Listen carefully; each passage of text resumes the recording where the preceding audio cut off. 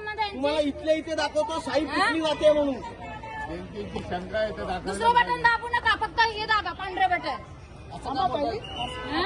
आणि डोळ्यात बघितलं आम्हाला दाबू देणार. आम्हाला दाबू देणार, आम्ही असं बसलो का मग चाललो. येणार नाही, शूटिंग पण काढता येणार नाही. जाईन करा ना सरळ करू शकता का आम्ही बोललो आतमध्ये येतो. आम्ही काय बोललो मार्केट घुसायचे का आतमध्ये? घुसायचे का? काय प्रॉब्लेम आहे तुम्हाला बाहेर आणून? एवढी लोकशाहीमध्ये लोकशाहीत निवडणूक पारदर्शक झाली पाहिजे की नाही? मग हे अपारदर्शक खेळ कशाला खेळताय? शूटिंग कशी नाही? मी म्हणून बोललो ना बाहेर घेऊन या मार्कर, आज जायचं नाही म्हणून. आम्ही मानतोय ना सगळं, कायदा पाळतोय. तुम्हाला काय प्रॉब्लेम आहे कायदा पाळायला? म्हणजे परिस्थिती कशाला? नमस्कार, मी योगेश जनार्दन चिले. मी आता उभा आहे प्रभाग क्रमांक 7 कळंबोली पनवेल महानगरपालिकेच्या हद्दीमध्ये आणि माझ्यासोबत इथले प्रभाग क्रमांक 7च्या उमेदवार आहेत प्रियंका गाडे मॅडम आणि शिवम पाटील. इथे अनेक लोकांच्या तक्रारी आहेत की त्यांच्या हातावरती मार्करने मतदान केल्याची खूण केली जाते आणि बाहेर आल्यावरती ती सहज रिमूव्ह करता येते. निवडणूक आयोगाच्या जे काही पत्रकं आली होती त्याच्यामध्ये स्पष्ट उल्लेख होता की तिथे शाई वापरली जाईल, परंतु यांना शाईच पोचली नाहीये. त्याच्यामुळे हे मार्करचा वापर करतायत आणि ते मार्कर पुसलं जात आहे. तुम्हाला इथल्या इथे आम्ही त्याचं प्रात्यक्षिक दाखवतो. हे नेल पॉलिश रिमूव्हल आहे.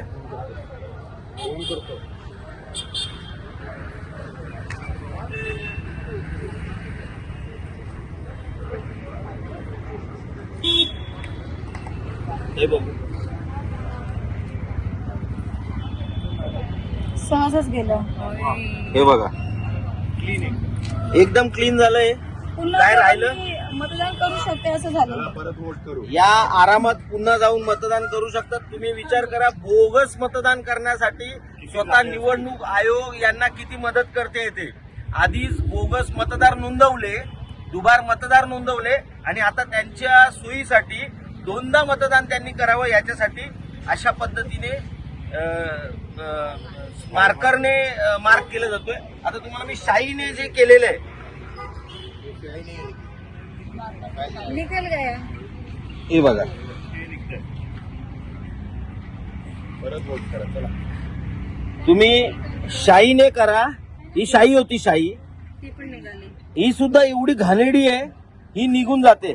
साध्या नेल पॉलिश रिमूव्हलने ही शाई सुद्धा निघते. अशा पद्धतीचा कारभार निवडणूक आयोगाकडून चालू आहे.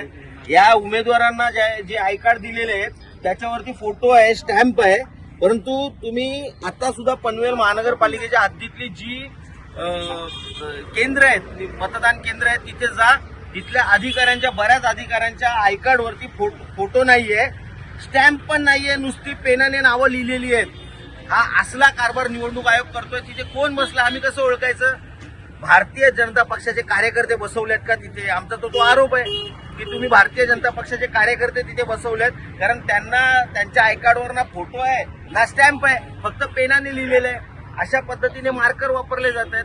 इतका भोंगळ कारभार आजपर्यंतच्या निवडणुकीमध्ये आम्ही पाहिला नव्हता. यांनी जे सांगितलं होतं ना निवडणूक आयोगाने की दुबार मतदार जेवढे आहेत तिथे आम्ही 2 स्टार केलेले आहेत आणि त्यांच्याकडून आम्ही लिहून घेणार आहोत, ऍफिडेव्हिट घेणार आहोत. माझा चॅलेंज आहे, यांनी ऍफिडेव्हिट दाखवायचं कोणाचे घेतलेत आणि किती ऍफिडेव्हिट जमा झालेत. तुमच्याकडे जवळपास पनवेल महानगरपालिका हद्दीमध्ये 52 ते 55 हजार दुबार मतदार होते. आता आम्हाला सुद्धा बघायचंय मतदान झालं किती, त्यातले ज्यांनी 2 स्टार केले होते अशा किती जणांनी मतदान केलंय आणि तुमच्याकडे ऍफिडेव्हिट जमा किती झाले आहेत ते. हे घरोघरी फिरून ऍफिडेव्हिट घेणार होते आणि ज्यांचं घरी भेटणार नव्हते त्यांचं इथे मतदान केंद्रावर ऍफिडेव्हिट घेणार होते. कोणालाही ऍफिडेव्हिट विचारलं जात नाहीये. त्यामुळे माध्यमांनी याची दखल घ्यावी. अशा पद्धतीने निवडणूक आयोग निवडणुका घेते हे महाराष्ट्रासाठी आणि निवडणूक आयोगासाठी लाजिरवाणं ठरतंय. जय हिंद, जय महाराष्ट्र.